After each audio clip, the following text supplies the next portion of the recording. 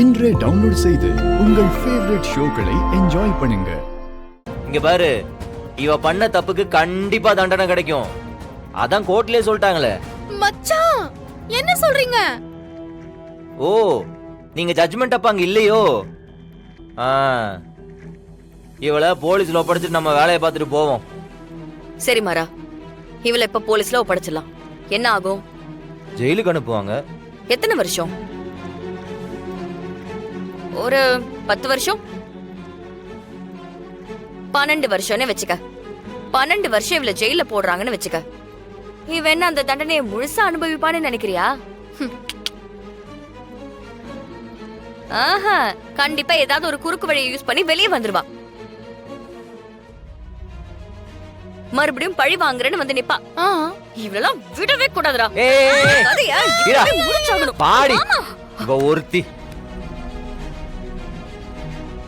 ஏய், பிரச்சனை எல்லாம் முடிஞ்சிருச்சு.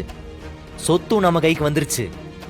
எல்லாரும் கேஸை விட்டு வெளியே வந்து இனி நிம்மதியா வாழ வேண்டிய நேரம்.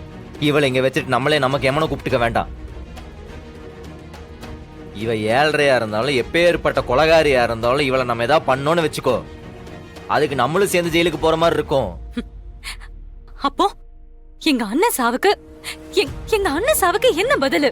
அண்ணி, கடவுள் மேல நம்பிக்கை இருக்குல்ல உங்களுக்கு? தப்பு பண்ணவங்க எல்லாம் நிம்மதியா வாழ்ந்துடவே முடியாது.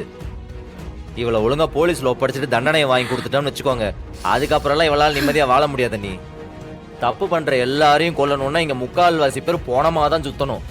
நம்மளே தண்டனை கொடுக்குறோம்னா அப்ப போலீஸ் எதுக்கு, ஜெயில் எதுக்கு? வேண்டாம் நீ மாறா. வேண்டாம். ஒருத்தங்க கேரக்டர் இன்னொருத்தங்களை இன்ஃப்ளூயன்ஸ் பண்ணக்கூடாதுன்னு நீ எனக்கு சொல்லியிருக்க, ஆமாவா? அப்புறம் நீ அப்படி நடந்துக்கிட்ட எப்படி? சொன்னா கேளு போதும்.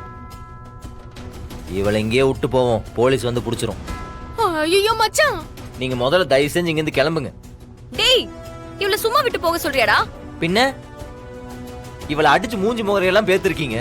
இப்ப போலீஸ் வந்தாங்கன்னு வை, இங்க இருக்கிற எல்லாத்து மேலேயும் தான் கேஸ் ஃபைல் பண்ணுவாங்க.